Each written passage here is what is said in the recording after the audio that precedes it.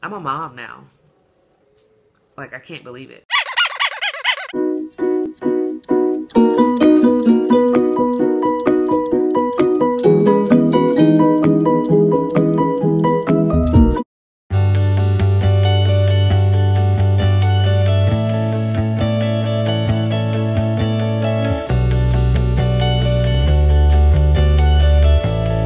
Hey y'all, welcome back to our channel here at Life with the Farmers. It is one half of the farmers here, Uniqua. Basically, this video today is just going to be my labor and delivery story. She's next to me. If you hear like this whirring noise, she's in her rocking place sleep right now. So, I went into labor on Friday. My daughter was born Saturday, June 3rd at 1:30 a.m. in the morning. My water broke Friday morning at 2 o'clock in the morning. I was not aware that my water had broken necessarily. What happened was I was having contractions from about midnight till about 3 a.m. and they were consistently about 10 minutes apart. Around 2 a.m. I woke up with a contraction and I remember just thinking, holy crap, I need to make it to the bathroom. I got out of bed and I started to walk to my bathroom and I had to stop because of a contraction, and I just kept thinking, make it to the toilet. And when I finally got to the toilet, as soon as I sat down, it was like a gush of fluid, and I was like, holy crap, my water just broke. And then I sat there for a few minutes longer and I was like, maybe my water didn't break, maybe I just peed. So I went to go grab some toilet paper to wipe myself, and then I actually started to pee. So then I was like, maybe my water did break.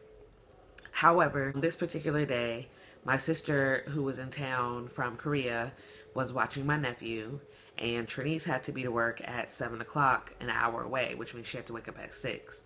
And I told myself if my water did not break, I did not want to wake up the house at 2 a.m.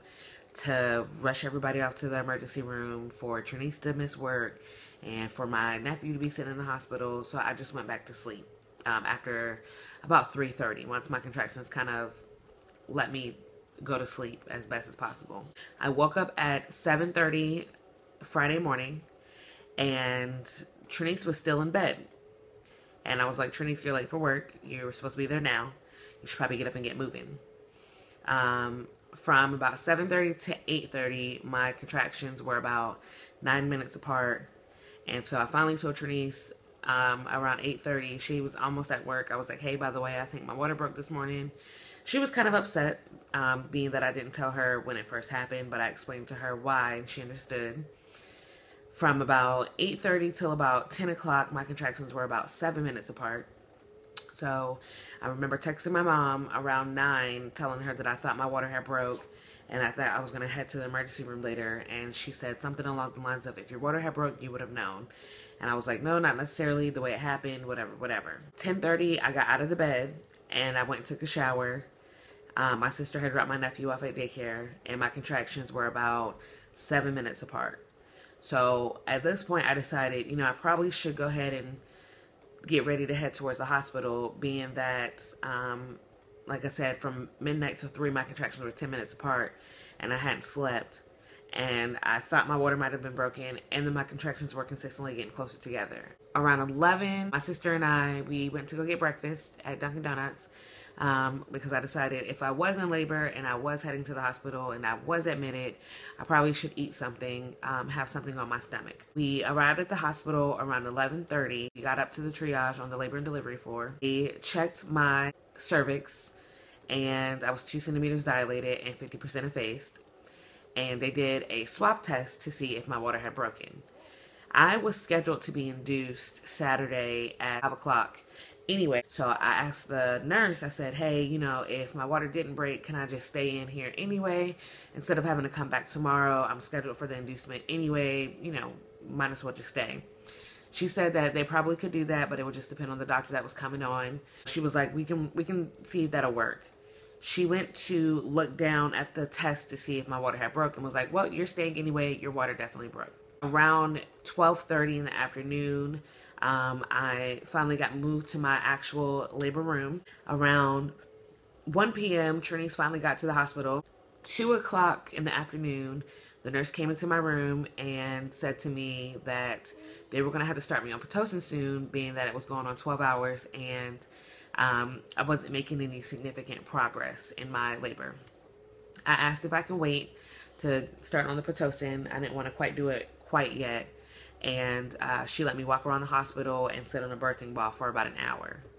Around 3, she started me on Pitocin, and she upped my doses every 30 minutes. I'll say around 4 p.m. she checked me, and I was still at a 2 centimeters. So I was like, okay, I'm just going to try to get as much rest as possible because this is going to be a long night. 6 p.m. they checked my cervix, and I was at 4 centimeters. And I felt very frustrated because it had now been at least 16 hours, and I was only 2 centimeters dilated extra from when I came into the hospital. Around 6:37, I remember the nurse came in and asked if I wanted to get an epidural, and at which time I told her no. She then asked if I wanted to get IV pain medicine, which originally Traniece and I had looked into and decided that I didn't want to get that either. Being that it was going into your bloodstream and it did affect the baby, we thought that that was not going to be the best option for us. So I asked what exactly the IV pain medicine did. I was told that the IV pain medicine does not take the pain away, but it does kind of take the edge off to where you could at least get some type of rest. It will make you loopy. I was told that it will be almost like a good night in college, if you get what I'm saying. It does affect the baby, being that it does go into your bloodstream. It is IV pain medicine. I was then told that I can get it every hour as long as baby was doing good and not showing signs of sleepiness, because the sleepier the baby was, the greater the chance they would have to resuscitate her when she was born, or wake her up in a sense. They said they had 2 different doses, 1 milligram and 2 milligrams. And I could either start with the 1 milligram and increase to the 2, or I could start with the 2 and stay at the 2. And I chose to just start with the 2. I felt like if I was going to start with it, I didn't want to increase the dosage and affect my child even more. I'd rather just get the highest dosage out and progress with my labor as best as possible. Around 10 o'clock, they checked me, and I was still 6 centimeters. So it was very frustrating to me because I just felt like we weren't getting anywhere. And I know once your water breaks, you have about 24 hours before you have to deliver the baby, before other measures have to be taken. And I did not want to have a cesarean. I had actually thrown up twice.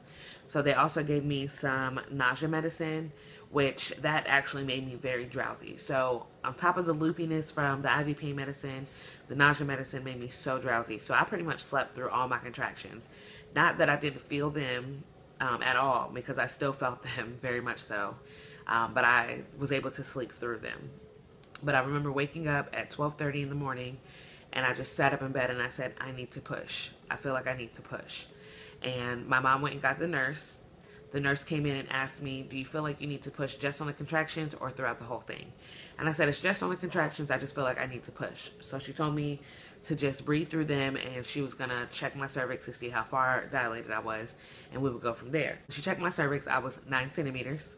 So at this point, I felt so relieved because I just knew we were coming to a close, but I was still pretty thick, she said. Well, not thick. I still had a little bit of effacement to go.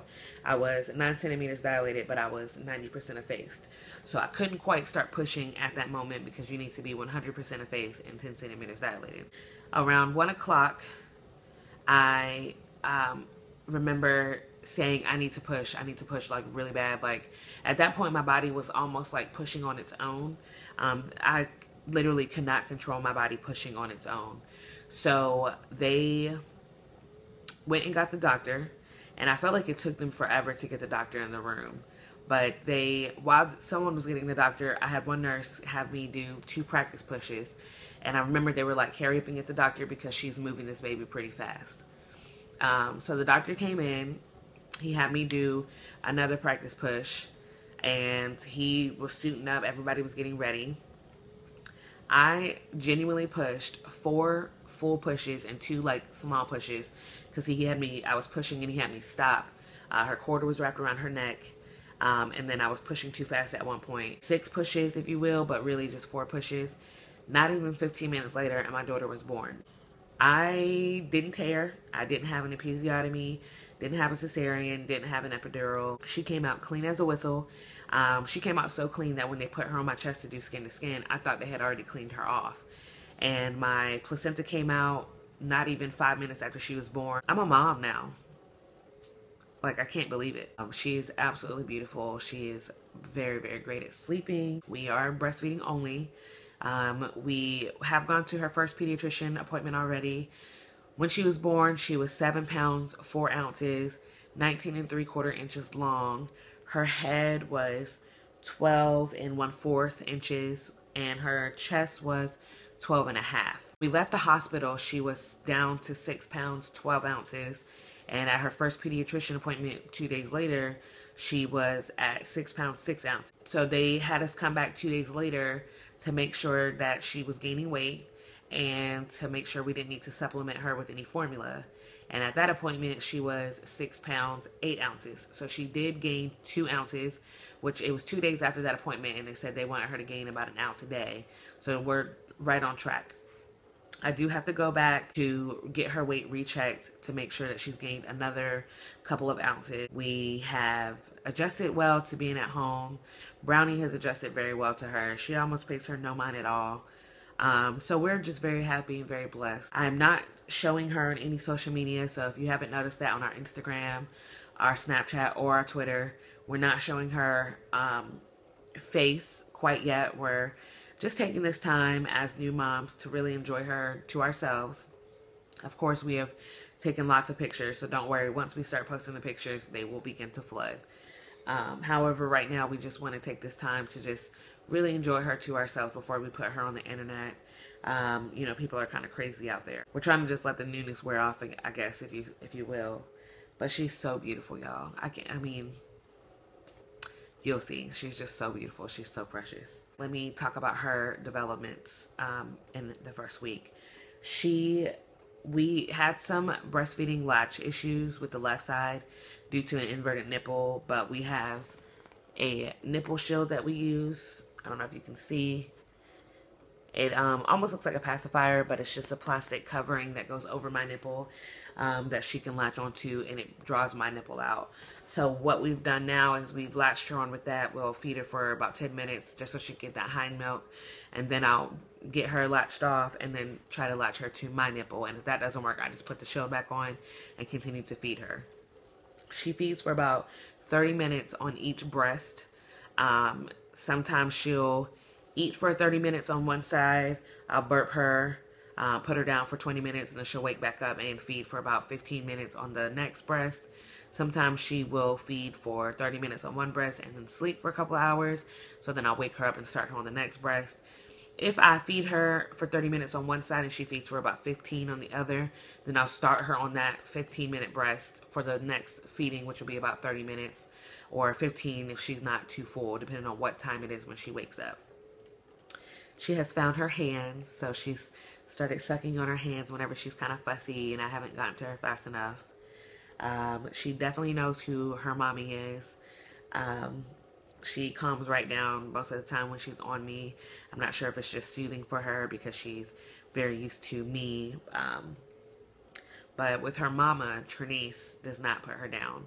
When Traniece gets home from work, the first thing she does is go straight to the bathroom, washes her hands, changes her clothes, and picks this baby up. I'm pretty much the feeder and I change diapers when Traniece is not here. That's pretty much my job. Other than that, I don't get to hold my child when Traniece is home. So I try to get as much loving in as possible when it's just her and I here at home by ourselves. We have had a rough night where she ate pretty much every hour on the hour, and I did not sleep until like 5 o'clock in the morning. And it was actually the night before her pediatrician appointment, the second one. So I was running off about 3.5 hours of sleep. I was pretty exhausted because I hadn't slept since the night before. Because she was eating every hour on the hour pretty much all day. So it was not one of those nap when the baby naps. Other than that, she's honestly genuinely a really good baby. She sleeps pretty well. She would sleep through the night if I let her. I'm going to go ahead and show you my 1 week postpartum belly. I am still wearing the same jeans that I was wearing before I got pregnant. I wore them the entire pregnancy. I just had to use a rubber band to keep them on. I still cannot button my pants. So this is the front view with the shirt and without the shirt. Side view with the shirt and without the shirt. And the other side. Oh. 1 week postpartum. All right, y'all, thank you so much for watching. Make sure you subscribe so that way you can catch up on our latest videos. Also, make sure you hit that notification bell so that way you can catch up on any future updates on myself and baby girl. And also, don't forget to give this video a big thumbs up, letting us know that you liked it and that you want to see any future updates. Please leave a comment below if you would like to see anything in specific. Thank you so much for watching. Bye.